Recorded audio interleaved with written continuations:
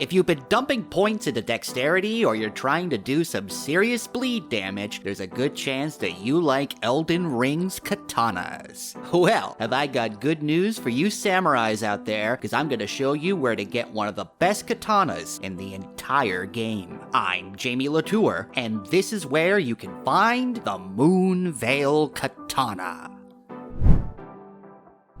First, you need to find a location called the Gael Tunnel. This unfortunately means you're going to have to dip your toes into the hellish nightmare that is Caelid. I hate this place. From the Rotview balcony site of Grace, jump on Torrent and head up over this way. Drop down into this little graveyard area over here, avoid the spiky slimes and any of the rot zombies that might be walking around, and then drop down here, and voila, you found the entrance to Gael Tunnel. Oddly enough, this spot has a rear entrance with a separate site of Grace that you can find while roaming around East Limgrave. With my second character, I found the rear entrance first, and then on my map, the front entrance was available for me to warp to, despite the fact that I hadn't discovered it yet. I'm pretty sure this was a bug, but it could also be a quicker way of getting to the front without having to wallow around Caelid for too long. So, try it out. Might work for you too. Now, if you're planning on getting this katana early on in your game, keep in mind that pretty much any location in Caelid is going to be a difficult area. I went and got this katana when I was around level 45, and I was getting absolutely